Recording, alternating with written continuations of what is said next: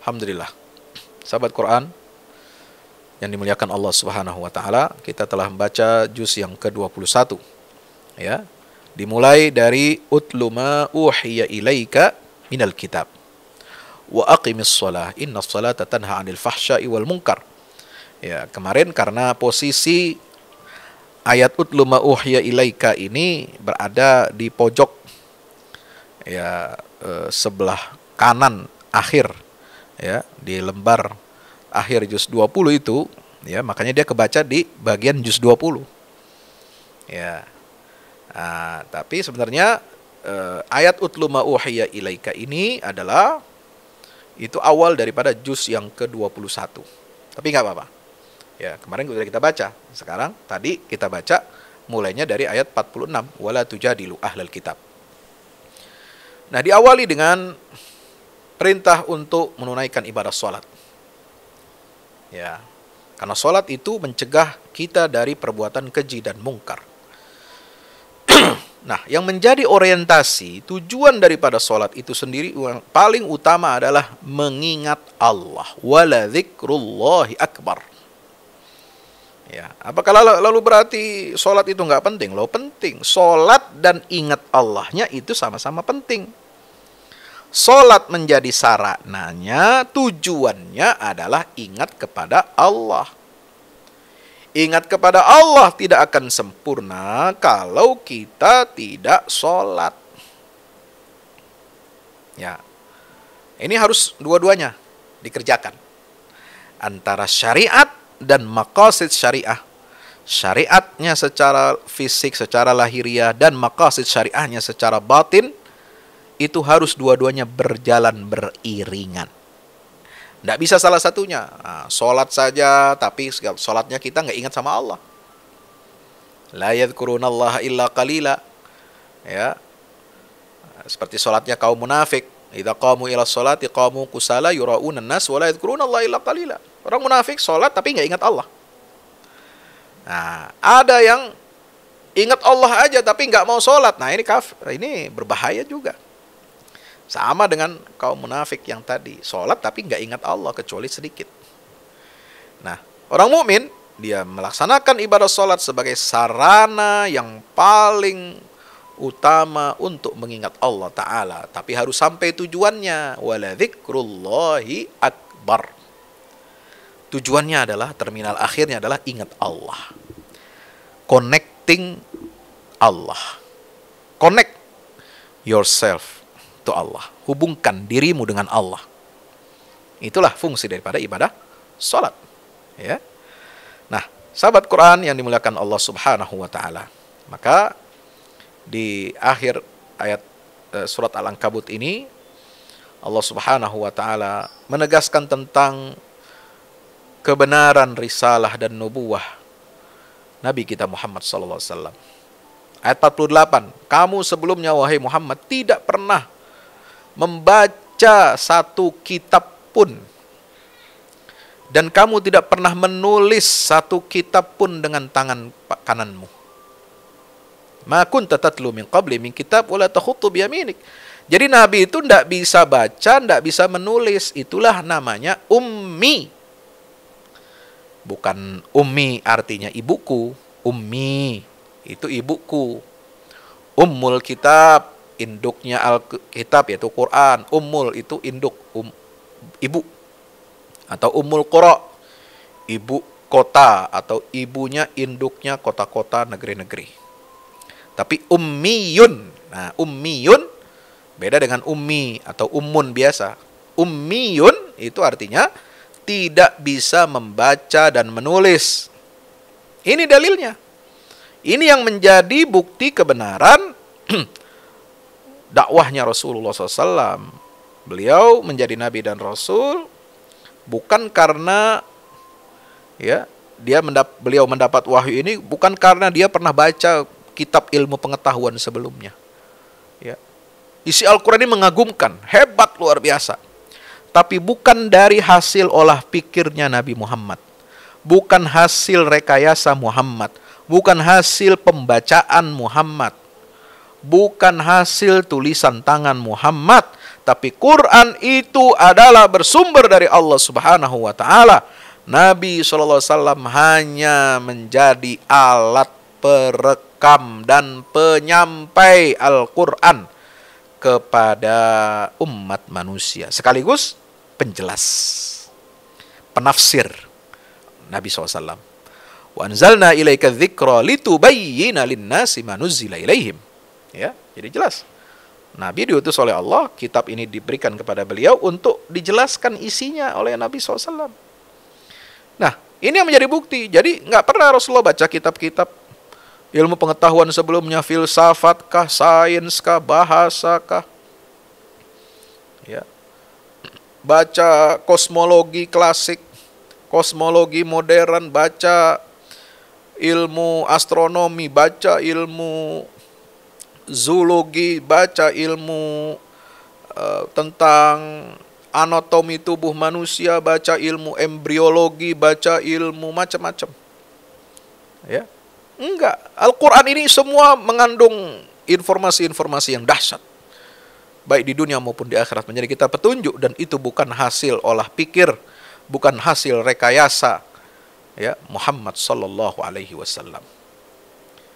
Idzal lartabal mubtilun. Kalau engkau membaca dari kitab sebelumnya atau menulis kitab itu dengan tanganmu, maka orang-orang yang memang ingin membatalkan Islam ini akan menjadi ragu.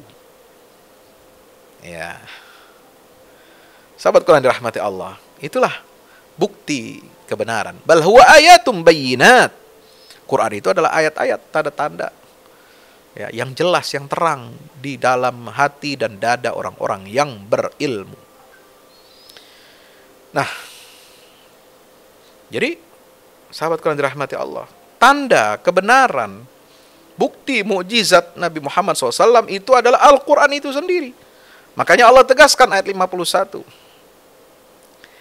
Ya, ketika ayat 50, orang-orang kafir Quraisy minta bukti-bukti, tanda-tanda mukjizat fisik, Allah mengatakan innamal ayatu indallah. Itu ayat-ayat mukjizat itu adalah hak prerogatifnya Allah.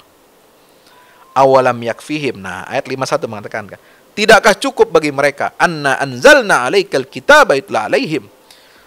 Sungguhnya kami telah menurunkan kepadamu Muhammad kitab ini, Al-Quran, dibacakan kepada mereka. Inna fi dzalika rahmah.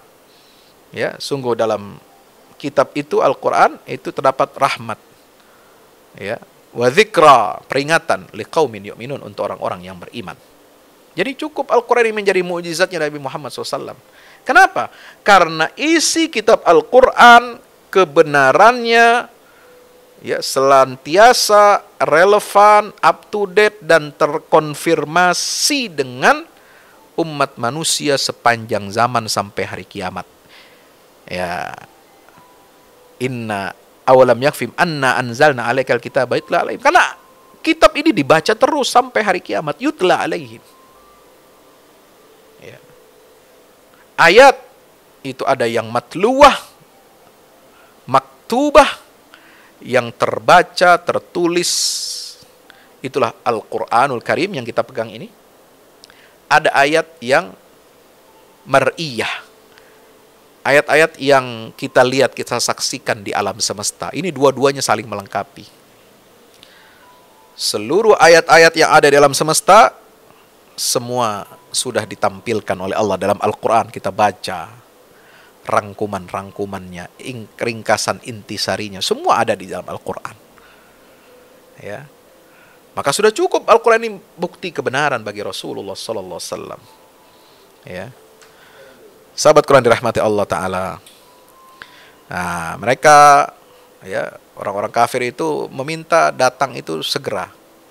Mereka ingin mempercepat datangnya azab. Na'udzubillah. Yasta'jilunaka bil azab. 2 kali disebutkan ayat 53-54.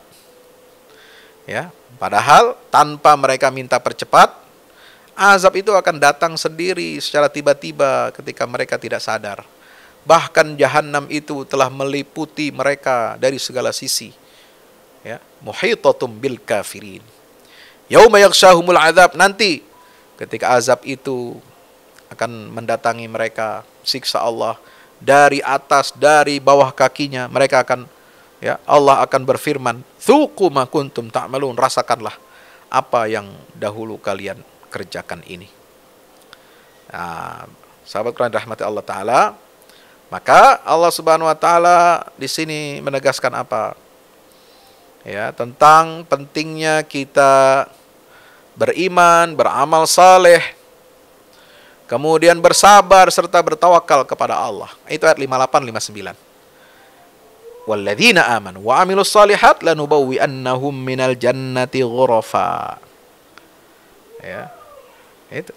Jadi kalau kita ingin mendapatkan balasan surga dari Allah, mengalir di bawahnya sungai-sungai yang kekal abadi, kita berada di sana. Itu kita harus apa? Punya iman, punya amal saleh, punya kesabaran, dan bertawakal kepada Allah Ta'ala. Maka Allah Subhanahu wa Ta'ala, ya, menegaskan jaminan, wa ka'ayyim min dabatin la tahmilu rizquha Allahu yarzuqa wa iyyakum. Berapa banyak binatang melata, makhluk hidup, ya, yang tidak bisa memikul rezekinya, tidak bisa memanggul rezekinya sendiri. Allah lah yang memberikan dia rizki. Allah yang menyampaikan rizki itu kepada kita, ya, dan kepada seluruh makhluk, bahkan kita semua manusia ini. Ayat 60. Nah, maka itu tanda-tanda kebesaran Allah ada di alam semesta. Siapa yang menciptakan langit, bumi, menundukkan matahari, bulan, bintang? Itu Allah. Ayat 61. Siapa yang menurunkan air hujan dari langit lalu menghidupkan bumi ini setelah dia kering? Allah satu-satunya. La yaqulunnallah, la yaqulunnallah. 2 kali disebut. Ayat 61 dan ayat 63. Ya. Tetapi Allah mengingatkan bahwasanya kehidupan dunia ini hanya senda gurau dan permainan. Ma hadzal hayatud dunya illa lahu wa la'ib. Kehidupan dunia ini hanya senda gurau dan permainan. Kehidupan yang sesungguhnya, yang memiliki hakikat sejati, kenikmatan yang benar-benar nikmat, itu hanya akhirat. Wa inna daral akhirata lahiyal hayawan. Hayawan itu artinya apa? Bukan hewan. Al-hayawan itu adalah kehidupan yang sejati dan sempurna. Dari kata al-hayat. Al-hayat itu hidup, kehidupan. Ada tambahan alif dan nun menunjukkan kesempurnaan. Al-hayawan. Bukan hewan, ya. Wa inna daral akhirata lahiyal hayawan. Subhanallah. Jadi kehidupan yang abadi, yang sempurna, yang sejati itu adalah kehidupan akhirat. Nah, tapi ini hanya bisa dipahami oleh orang-orang yang berilmu, laukanu ya'lamun. Sebab banyak orang yang, ya, lebih mementingkan kehidupan dunia, dia tertipu. Dia tukar kehidupan akhiratnya yang kekal, abadi, yang sejati, yang sempurna itu dengan kehidupan nikmat, kehidupan dunia yang sementara dan habis fana, tidak kekal. Nah, kita rugi itu. Maka itu Allah mengingatkan di akhir surat Al-Ankabut ayat 69, walladzina jahadu fina lanahdiyannahum subulana wa innallaha lama'al muhsinin. Orang-orang yang senantiasa bermujahadah, bersungguh-sungguh untuk mendapatkan keridhaan kami, maka kami akan berikan mereka petunjuk kepada jalan-jalan kami, jalan-jalan kebahagiaan, jalan yang akan mengantarkan mereka ke dalam surga Allah, kenikmatan yang abadi.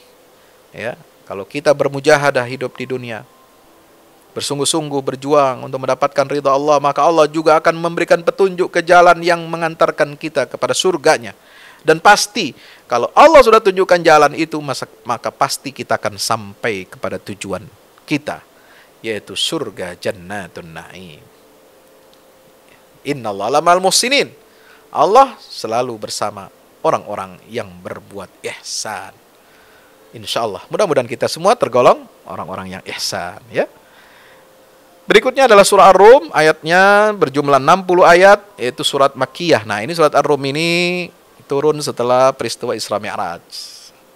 Sama dengan surat Yusuf. Surat Yusuf, Ar-Rum, dan Al-Isra itu hampir berbarengan turunnya, ya, pada tahun yang sama ketika Nabi Isra dan Mi'raj.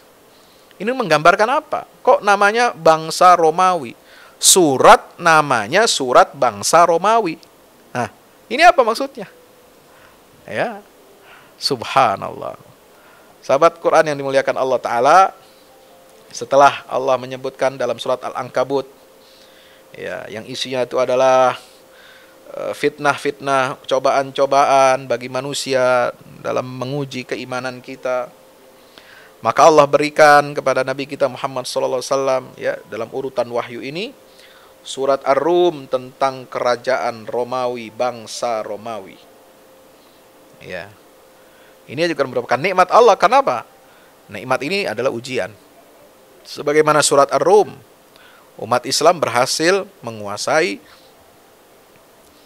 ya, bekas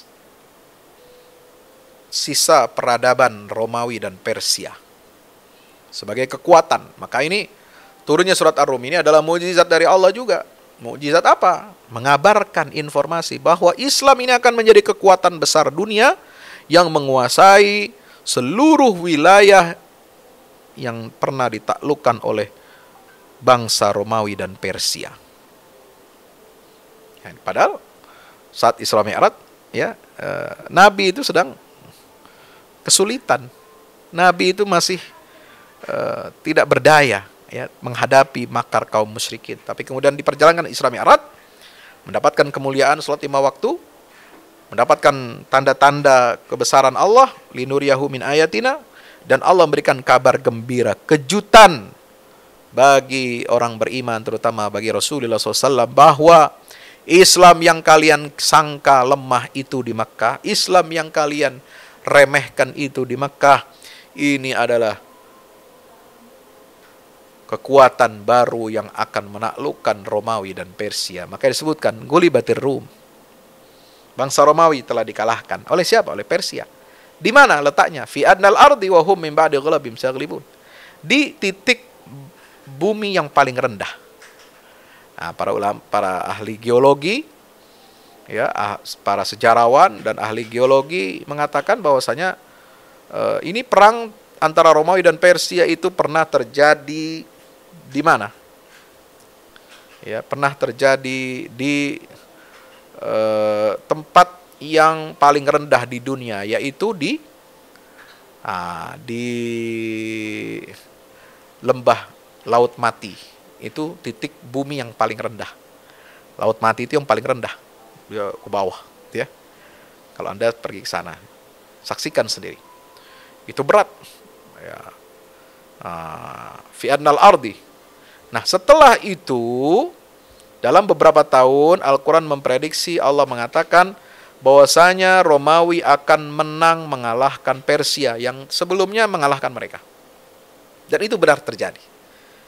Ya, fi adnal ardi wa hum min ba'di ghalabihim sayaghlibun fi bid'i sinin lillahil amru min qablu wa min ba'du yawma idzi yafrahul mu'minun. Ini sejarah peperangan, sejarah jatuhnya bangsa-bangsa besar dunia.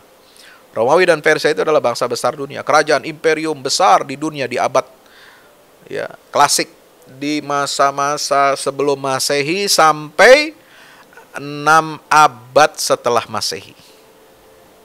Mereka masih berkuasa. Tapi semakin lemah, masuk abad ke-6 itu sudah semakin lemah posisi mereka. Ya, Persia akhirnya ditaklukkan oleh kaum muslimin. Ya. Kenapa? Karena mereka sudah lemah, dikalahkan oleh Romawi. Ya, dalam perang Niniwe. Ya, perang Ninive itu terjadi pada tahun berapa? Ya, itu para ahli sirah mengatakan itu pada tahun ke-5 Hijriah. Pada saat perang Ahzab, berita itu ternyata dikonfirmasi. Jadi ayatnya surat Ar-Rum ini turunnya sebelum hijrah. Kemenangan Romawi atas Persia sebagaimana disebutkan dalam ayat 2 dan ayat 3 dan 4 ini, itu terkonfirmasi setelah Nabi hijrah 5 tahun di Madinah.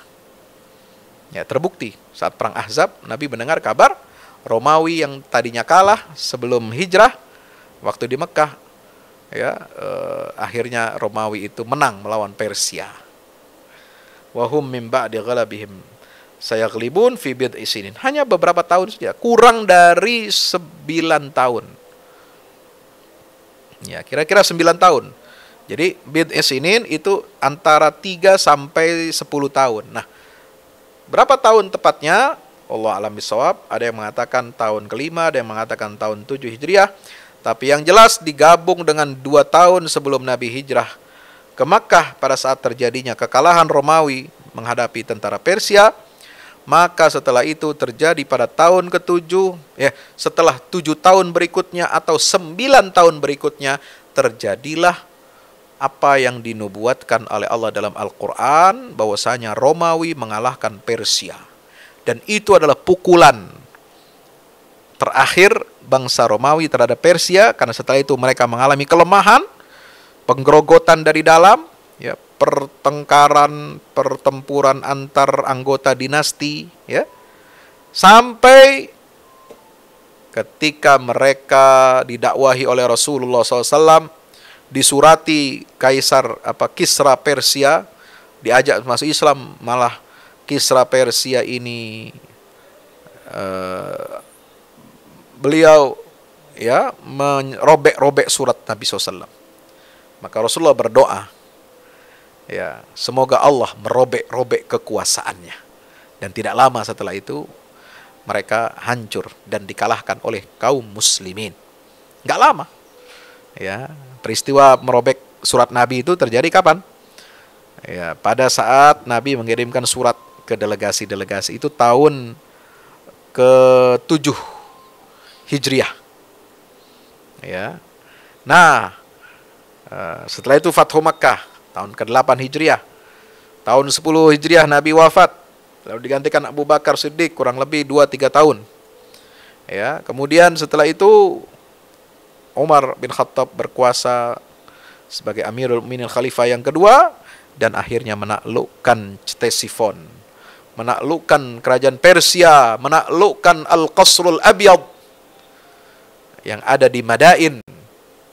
Ya, maka kerajaan Persia takluk semua di bawah kekuasaan kaum muslimin. Allahu Akbar walillahil hamd. Enggak lama turunnya surat Ar-Rum di Makkah. Kemudian terjadi penaklukan Persia di zaman Khalifah Umar bin Khattab, ya, oleh Panglima Sa'ad bin Abi Waqqas, paman Rasulullah sallallahu alaihi wasallam, ya, khalu Rasulullah sallallahu alaihi wasallam. Itu tidak kurang, nggak sampai 20 tahun, nggak sampai. Allahu Akbar. Terjadilah peristiwa itu. Nah, yauma idzi yafrahul mu'minun. Pada hari itu orang-orang beriman itu sangat bergembira. Nah, mereka bergembira, orang beriman ini. Binasrillah, dengan pertolongan Allah. Gembira dengan bagaimana? Apakah gembira dengan kemenangan Romawi atas Persia? Atau gembira dengan apa? Memang kebanyakan pendapat ahli tafsir mengatakan saat itu orang beriman, kaum muslimin di Madinah itu gembira atas berita bahwasanya Romawi yang beragama Kristen itu mengalahkan Persia yang beragama Majusi, penyembah api. Ya. Nah, itu umumnya para ahli tafsir mengatakan demikian. Kenapa? Karena orang muslim merasa lebih dekat kepada Nasrani. Kenapa? Karena Nasrani masih rumpun, ya, keluarga besar Nabi dan Rasul, yaitu melalui Nabi Isa alaihissalam, meskipun mereka melakukan penyimpangan-penyimpangan seputar keyakinan masalah ketuhanan Nabi Isa alaihissalam. Tapi dibandingkan penyembah api, yaitu kaum Majusi, Nasrani lebih dekat ke kita. Ya, masih rumpun keluarga Nabi Ibrahim alaihissalam. Walaupun tidak bisa dikatakan Nabi Ibrahim itu beragama Yahudi atau Kristen, nggak bisa. Nah, ada satu mufassir, yaitu Ibnu Atiyah, dalam kitabnya Al-Muharrar Al-Wajiz, memberikan tafsiran yang unik dan sangat menarik. Ya, beliau lebih memilih bahwa kegembiraan orang beriman dengan pertolongan Allah pada saat itu adalah bukan karena gembiranya mereka mendengar bahwa Romawi yang Kristen itu menang atas Majusi Persia. Tapi mereka bergembira itu atas pertolongan Allah karena apa?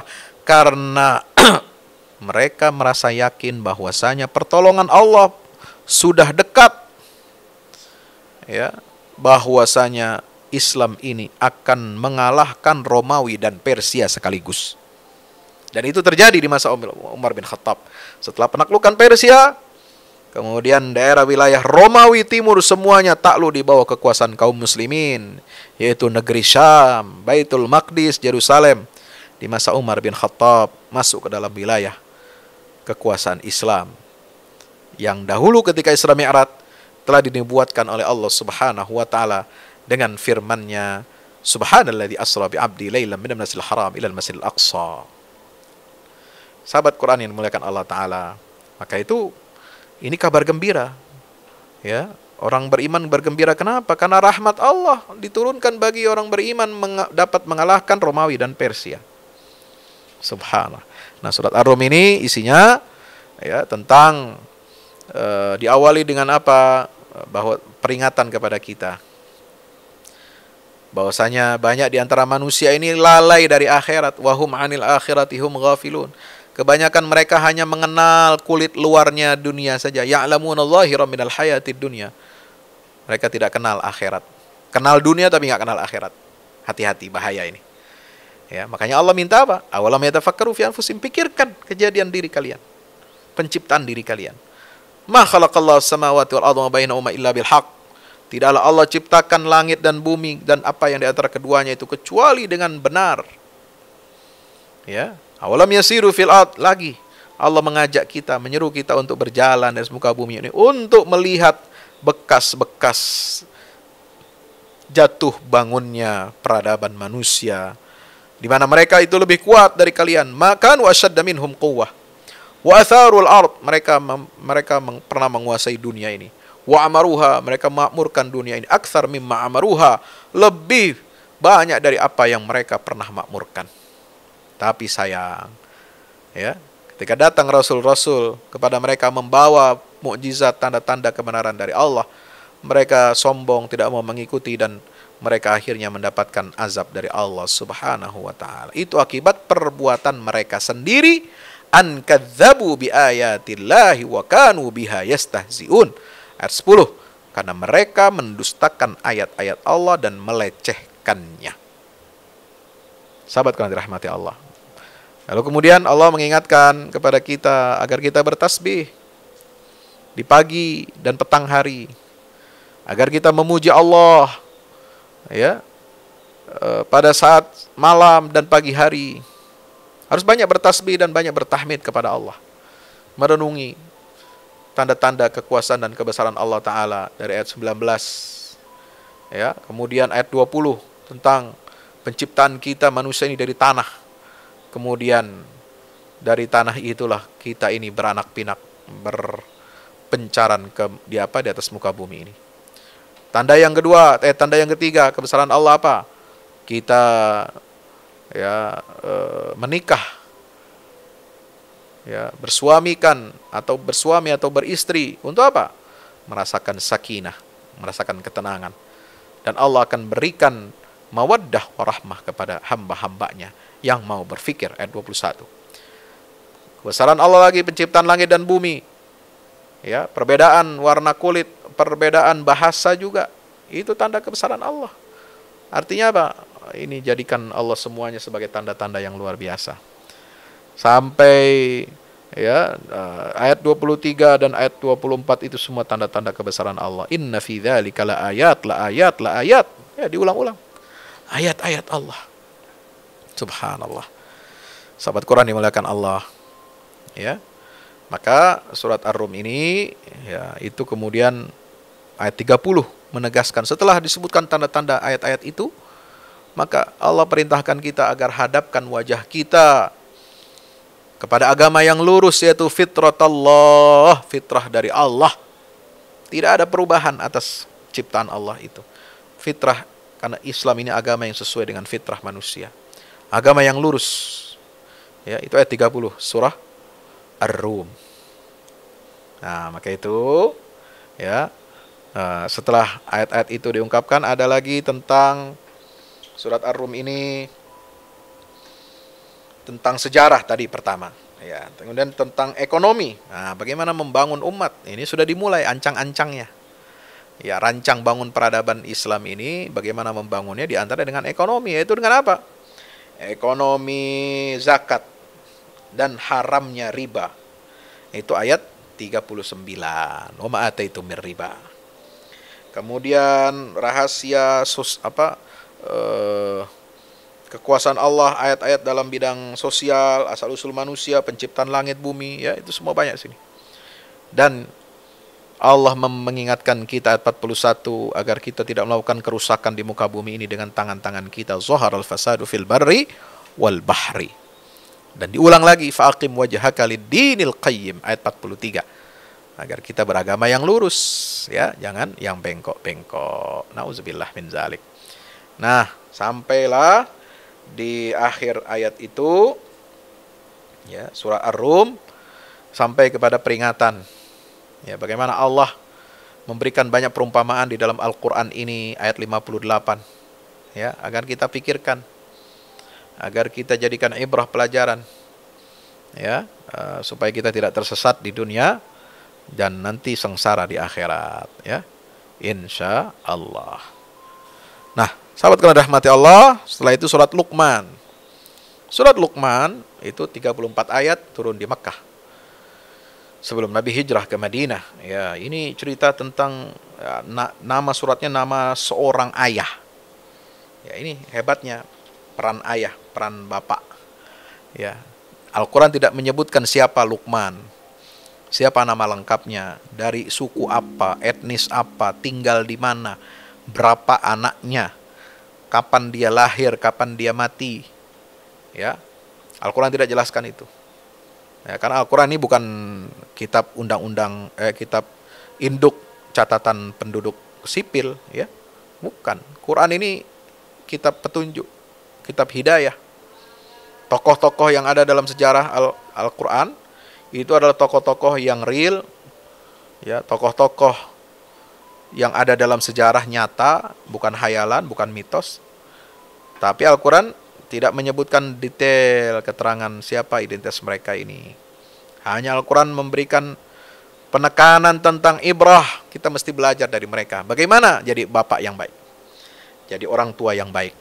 Ya, disinilah dialog antara Luqman Al-Hakim. Kenapa Luqman itu disebut Al-Hakim? Luqman yang bijaksana, karena di situ Allah mengatakan ayat 12, walaqad ataina Luqmanal hikmata. Kami telah berikan Luqman itu hikmah, kebijaksanaan. Ya, subhanallah. Apa hikmahnya? Anishkur lillah. Ini inti kebijaksanaan. Bersyukurlah atas semua nikmat-nikmat Allah. Siapa yang bersyukur kepada Allah, maka dia bersyukur itu untuk kembali untuk dirinya sendiri. Siapa yang ingkar, kafir terhadap nikmat dari Allah, maka Allah nggak perlu dia. Allah maha kaya, Allah maha terpuji. Itulah hikmah yang Allah berikan kepada seorang ayah bernama Luqman Al-Hakim.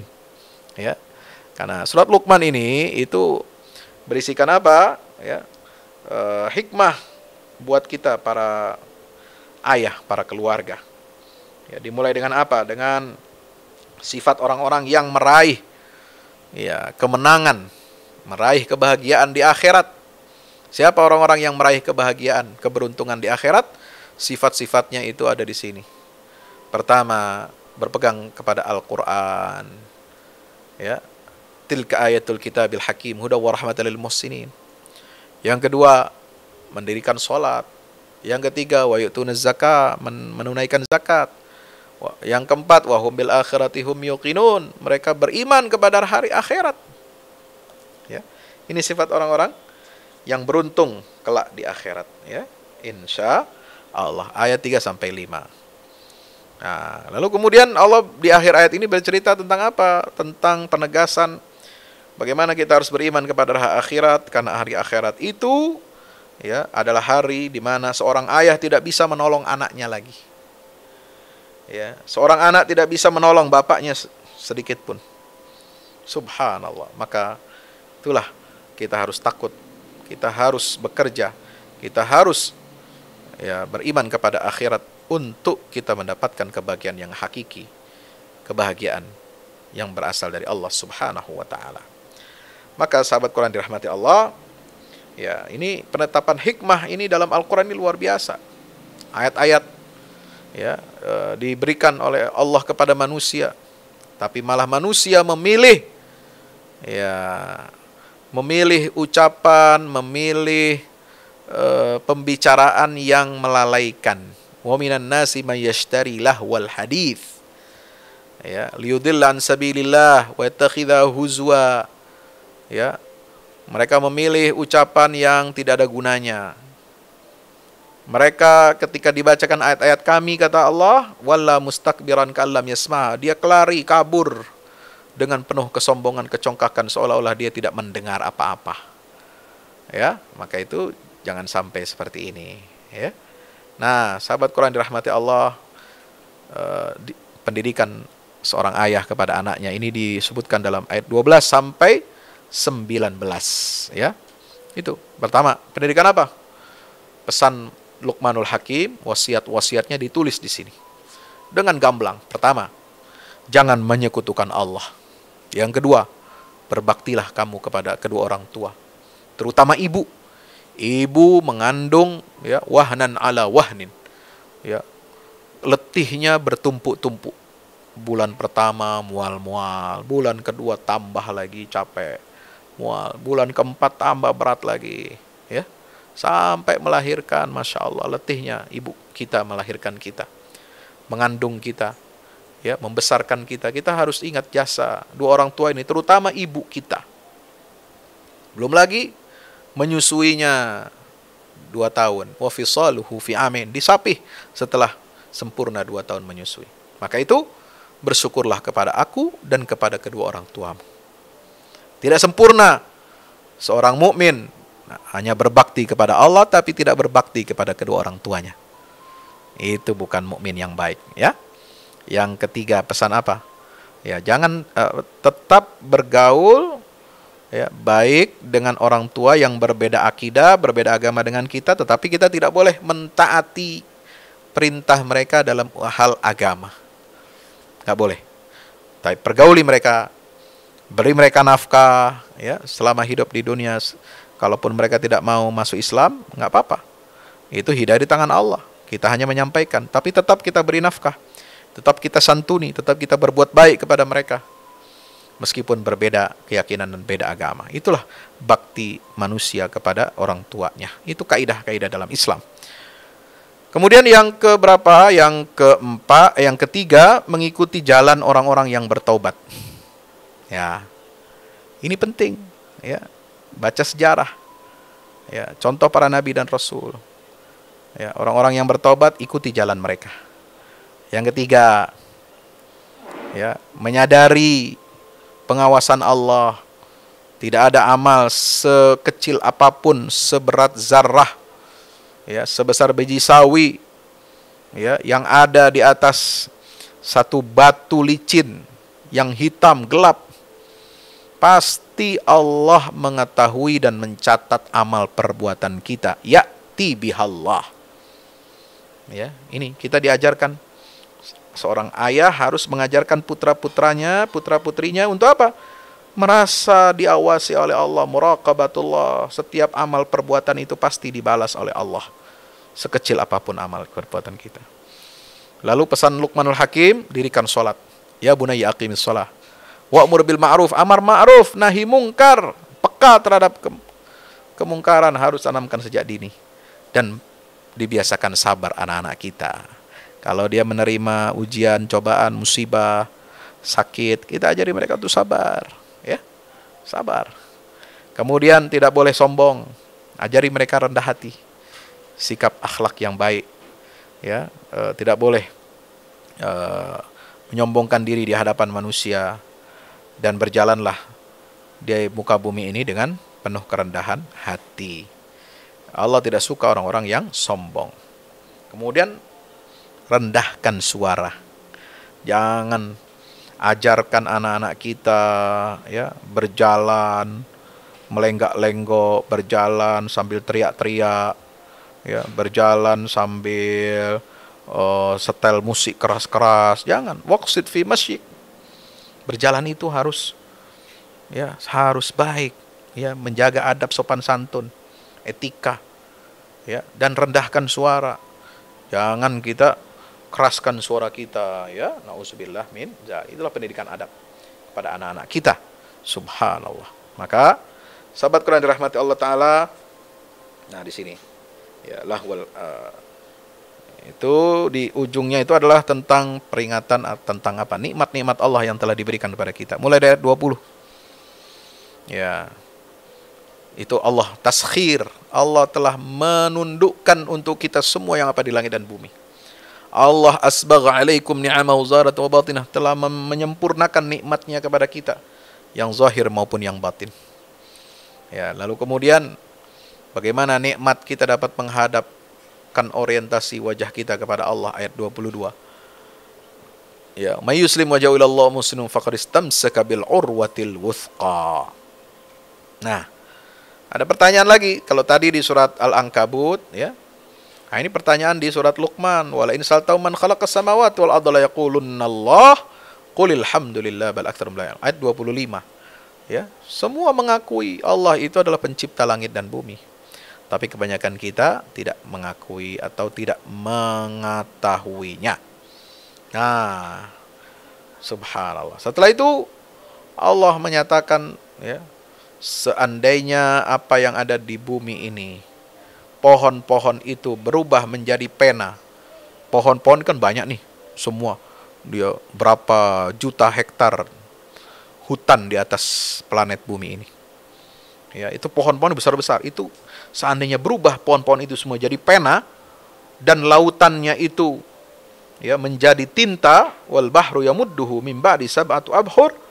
Nah, itu mana fidat kalimatullah, tidak cukup bagi kita untuk menulis kalimat-kalimat Allah. Walaupun semua hutan, semua pohon itu jadi pena dan lautan semua jadi tintanya di atas planet ini, untuk menulis kalimat Allah tidak cukup. Inilah peringatan dari Allah. Subhanallah. Hati kita menjadi apa? Menjadi lunak mendengarkan nasihat dari Allah ini. Hati kita menjadi tenang. Hati kita senantiasa terkoneksi, terhubung dengan Allah Subhanahu wa ta'ala, menyaksikan kebesaran Allah di alam semesta ini. Sahabat Quran dirahmati Allah. Ya. Lalu kemudian di sini di akhir ayat ini diperingatkan, ya, bahwasanya, nah, kita jangan beribadah kepada Allah kalau dalam keadaan terjepit, keadaan susah. Ya, tapi kalau sudah mendapatkan kesenangan, kelapangan, lalu kita ingkar, kufur nikmat. Nah, itu disebutkan dalam ayat berapa? Perumpamaan orang yang sedang berlayar di lautan, ayat 31 sampai 32. Jangan sampai ketika, ya, dapat nikmat kita lupa daratan. Ketika kita sempit baru ingat Allah, sebut nama Allah. Setelah diselamatkan oleh Allah kita ingkar lagi. La haula wala quwata illa billah. Maka itu Allah mengingatkan agar kita bertakwa kepada Allah, ayat 33. Takutlah pada hari kiamat nanti di mana orang tua, ayah tidak bisa menolong lagi anaknya. Anak tidak bisa menolong orang tuanya. Ya. Subhanallah. Dan tanda kebesaran Allah. Ya, kita layak untuk bertakwa kepada Allah karena Allah punya kekuasaan mutlak, ilmunya mutlak, ilmu tentang hari kiamat. Allah tahu tentang kapan dia menurunkan air hujan. Allah tahu semua nasib anak manusia yang ada di alam rahim ibunya.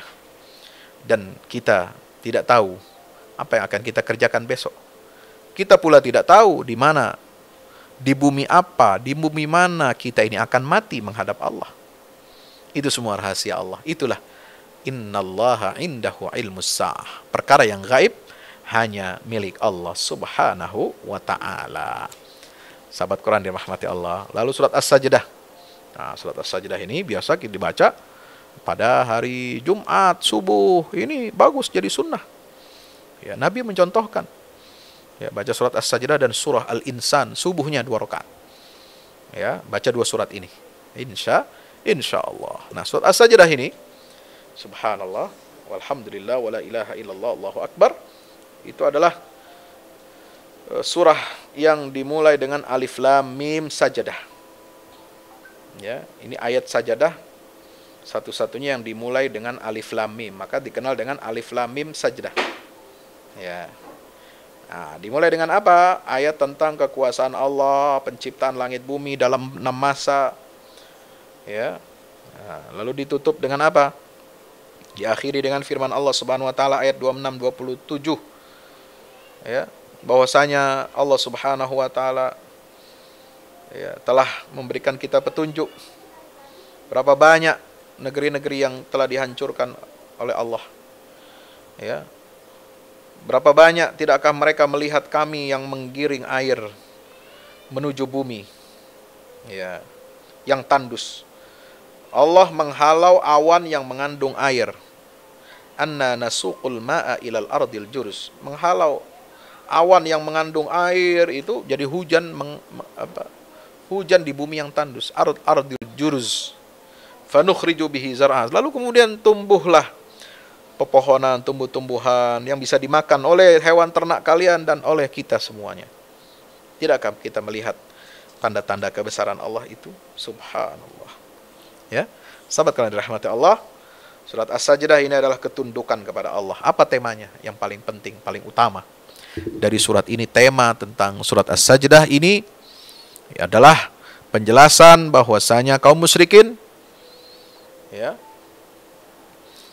belum pernah diutus kepada mereka seorang rasul sebelum Nabi kita Muhammad sallallahu alaihi wasallam.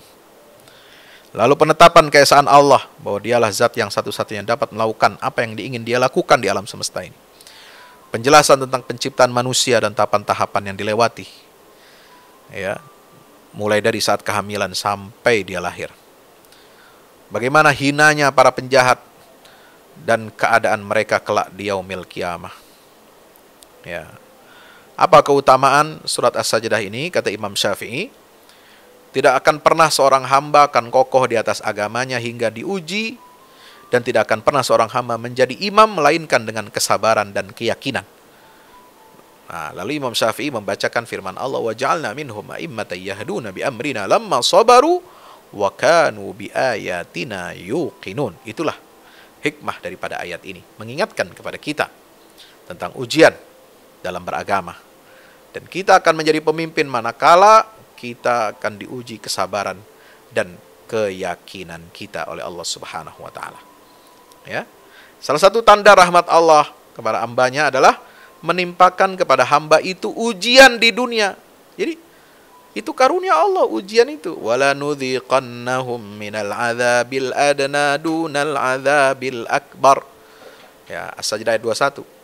Kami merasakan kepada mereka sebagian azab yang dekat di dunia sebelum azab nanti di akhirat yang lebih besar. Ya, itu. Jadi, supaya apa? Supaya kita bertaubat dan kembali kepada Allah Subhanahu wa taala. Nah, sahabat Quran dirahmati Allah taala, itulah intisari daripada juz yang ke-21 ini. Mudah-mudahan jadi peringatan buat kita semua. Ya, jangan sampai kita gegabah, jangan sampai kita bertindak zalim, ya, kita mendahulukan kepentingan dunia daripada kepentingan akhirat. Padahal akhirat itu subhanallah disebutkan di sini, fala ta'lamu nafsum ma ukhfiya lahum min qurrati a'yun jazaa'an bima kanu ya'malun. Ya, kita enggak tahu apa yang disediakan, disembunyikan. Ya. Balasan untuk kita yang beriman dan beramal saleh. Apakah sama kata Allah, faman kana mu'minan kaman kana fasiqan la yastawun? Enggak sama orang yang beriman dengan orang fasik. Kalau orang beriman dapat apa? Jannatul ma'wa. Orang fasik fa ma'wahumun nar. Setiap kali mereka akan keluar, mereka akan dikembalikan lagi ke dalam neraka itu. Dan mereka akan merasakan dzuqu adzaban naril ladzi kuntum biha tukadzibun. Nauzubillah min zalik. Ya. Maka mari kita bermuhasabah ya dengan juz yang ke-21 ini agar kita senantiasa dibimbing oleh Allah Subhanahu wa taala. Insyaallah kita akan lanjutkan tentang surah Al-Ahzab ya. Ini masih bagian juz 21 sebenarnya, tapi nanti kita bahas pada saat kita tadarus juz yang ke-22. Karena inti surat Al-Ahzab itu ada di juz yang ke-22, kemudian menyambung ke surah Saba, surah Fatir, insya Allah. Demikian, mudah-mudahan bermanfaat. Wassalamualaikum warahmatullahi wabarakatuh.